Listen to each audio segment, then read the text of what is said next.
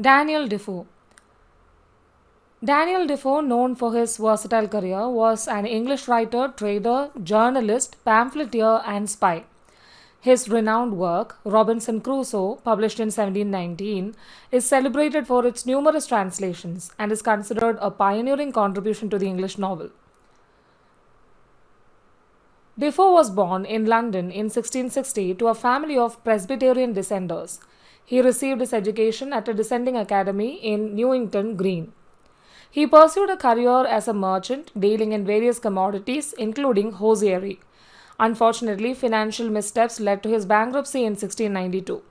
He faced brief imprisonment but secured his release through the aid of guarantors. During this period, Defoe began writing political pamphlets and ventured into poetry with works like The Pacificator and The True Born Englishman defending King William III. A strong advocate for religious freedom and press liberty, Defoe played a role in the occasional conformity conflict. His pamphlet, An Inquiry into Occasional Conformity, published in 1698, and the satirical Shortest Way with the Dissenters, published in 1703, resulted in his imprisonment for seditious libel.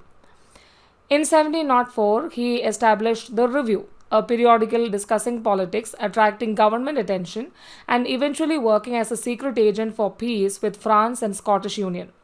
From 1715 to 1724, Defoe entered a creative period, producing a diverse range of fiction. Notable works include Robinson Crusoe, published in 1719, Moll Flanders, published 1722, and Roxana, published in 1724, featuring morally complex characters. In his later years, Defoe shifted his focus to state of the nation writings concerning British trade and foreign policy. Despite literary success, Defoe faced persistent financial difficulties, leading to frequent changes of residence. Daniel Defoe's legacy endures, and he is buried in Bunhill Fields, a cemetery for nonconformists, marking his lasting impact on English literature.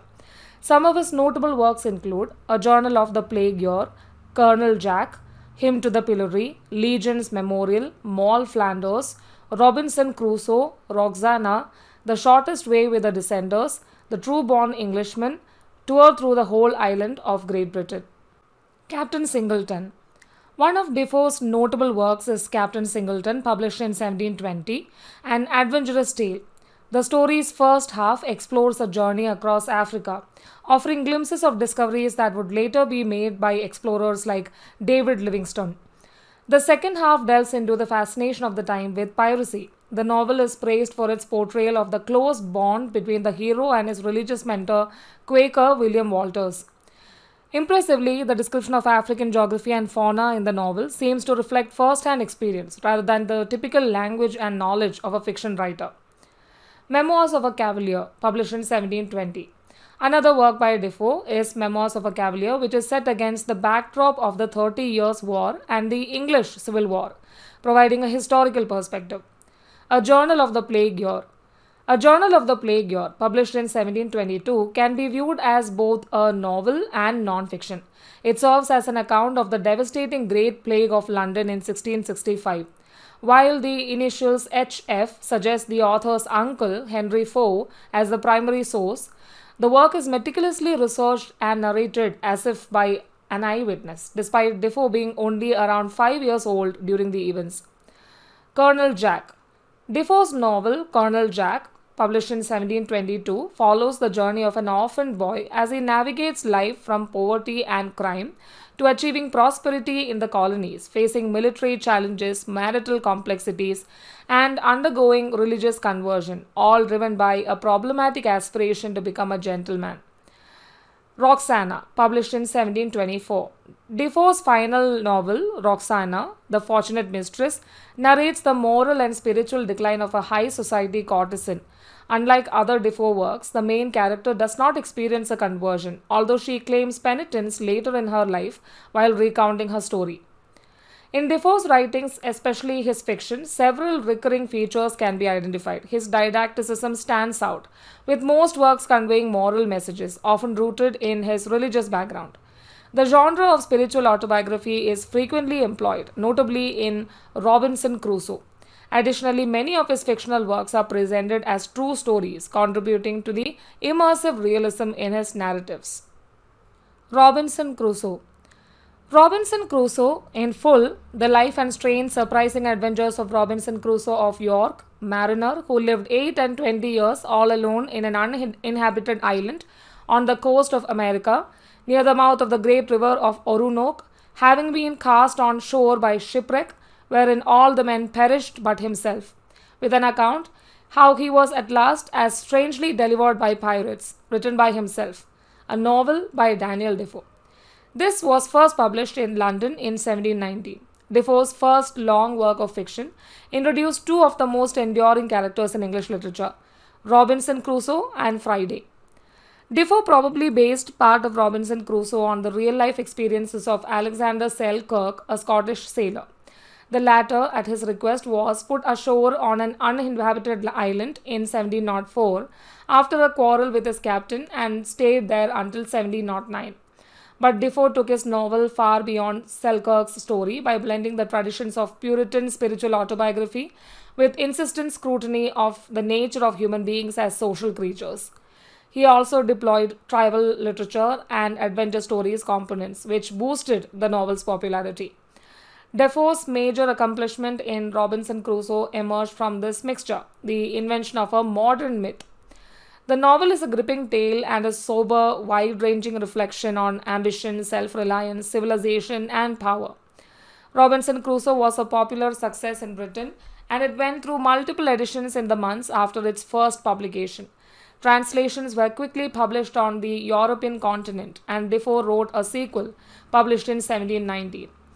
Defoe's book immediately spurred imitations called Robinsonates, and he used it as a springboard for more fiction. Robinson Crusoe would crop up in Jean-Jacques Rousseau's Emile and Karl Marx's Das Kapital. The novel Swiss Family Robinson published in 1960, and Robinson Crusoe on Mars 1964 are just a few of the works that riff, some directly and some obliquely, on Defoe's novel and its main characters. Robinson Crusoe set sail from Kingston upon Hull on a sea voyage in August 1651 against his parents' wishes, who wanted him to pursue a career in law. After a tumultuous journey where his ship is wrecked in a storm, his desire for the sea remains so strong that he sets out to sea again. The journey, too, ends in disaster as the ship is taken over by sail pirates, and a Moor enslaves Crusoe. 2 years later, he escapes in a boat with a boy named Zuri, a captain of a Portuguese ship off the west coast of Africa, rescues him. The ship is en route to Brazil. Crusoe sells Zuri to the captain. With the captain's help, Crusoe procures a plantation. Years later, Crusoe joins an expedition to kidnap and enslave people from Africa. Still, he is shipwrecked in a storm about 40 miles out to sea on an island near the Venezuelan coast, near the mouth of the Orinoco River on 30 September 1659. In chapter 23, he observes the latitude as 9 degrees and 22 minutes north. He sees penguins and seals on his island. As for his arrival there, only he and 3 animals, the captain's dog and 2 cats, survive the shipwreck. Overcoming his despair, he fetches arms, tools, and other supplies from the ship before it breaks apart and sinks. He builds a fenced-in habitat near a cave which he excavates. By making marks on a wooden cross, he creates a calendar. Using tools salvaged from the ship and some he makes himself, he hunts, grows barley and rice, dries grapes to make raisins, learns to make pottery, and raises goats. He also adopts a small parrot. He reads the Bible and becomes religious, thanking God for his fate in which nothing is missing but human society. More years pass, and Crusoe discovers cannibals who occasionally visit the island to kill and eat prisoners. At first, he plans to kill them for an abomination, but later realizes he has no right to do so, as the cannibals do not knowingly commit a crime. He dreams of obtaining 1 or 2 servants by freeing some prisoners. When a prisoner escapes, Crusoe helps him, naming his new companion Friday after the day of the week he appeared. Crusoe then teaches him English and converts him to Christianity. After more cannibals arrive to partake in a feast, Crusoe and Friday kill most of them and save 2 prisoners. One is Friday's father and the other is a Spaniard who informs Crusoe about other Spaniards shipwrecked on the mainland. A plan is devised wherein the Spaniard would return to the mainland with Friday's father and bring back the others, build a ship, and sail to a Spanish port. Before the Spaniards return, an English ship appears. Mutineers have commandeered the vessel and intend to maroon their captain on the island. Crusoe and the ship's captain strike a deal in which Crusoe helps the captain and the loyal sailors retake the ship. With their ringleader executed by the captain, the mutineers take up Crusoe's offer to be marooned on the island rather than returning to England as prisoners to be hanged. Before embarking on England, Crusoe shows the mutineers how he survived on the island and states that there would be more men coming. Moll Flanders. Moll Flanders, a picaresque novel penned by Daniel Defoe, was published in 1722. The novel presents the adventurous life of a spirited and determined woman navigating 17th century England. The full title of the novel encapsulates its plot. The fortunes and misfortunes of the famous Moll Flanders, who was born in Newgate and during a life of continued variety for 60 years, besides her childhood, was 12 year a whore, 5 times a wife, 12 year a thief, 8 year a transported felon in Virginia, at last grew rich, lived honest, and died a penitent. Written from her own memorandums. Moll Flanders is born to an unmarried woman imprisoned in London's Newgate prison. Her mother's death sentence is temporarily deferred due to her pregnancy, leading to Moll's birth. Moll spends her early years with gypsies and later under the care of a town nurse and teacher. After the nurse's passing, she is taken in by a wealthy family in town, where she is raised alongside their daughters and receives an education fit for an upper-class woman. Moll falls in love with her older adopted brother and becomes his secret mistress, hoping for marriage. However, her lover's promises remain unfulfilled, leading her to accept a marriage proposal from his younger brother to maintain respectability. She eventually leaves her husband and 2 children when her former lover also marries. Moll marries a draper or a cloth dealer, leading a lavish life beyond their means. When her husband flees the country to evade creditors, Moll adopts a new identity as Mrs. Flanders. In pursuit of economic security, Moll conceals her background and tricks a Virginia plantation owner into marriage. After living together for years, she discovers that her husband is her half-brother.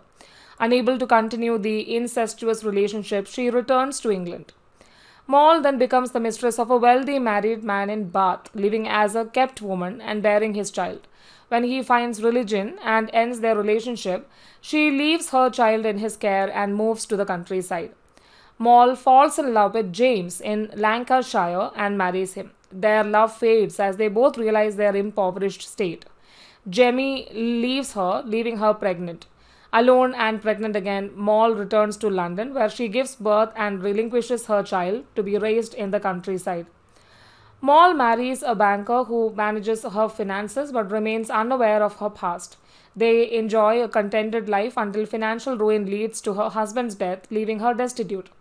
Moll then returns to a life of crime, earning notoriety as a skilled criminal. Eventually, she is caught and imprisoned, leading to a transformation of her character and a change in her sentence to transportation to USA. In America, Moll reunites with her husband Jemmy, and they gain their freedom through her ill-gotten wealth. Moll discovers her family's fate, including her mother's death, her brother husband's blindness, and her son tending the plantation. She reconciles with her past, revealing the truth to Jemmy, meeting her son, and securing her financial future. They return to England, living out their days in financial security. Moll Flanders' life journey is a tale of survival, adaptation, and redemption, reflecting the challenges and complexities of 17th century society.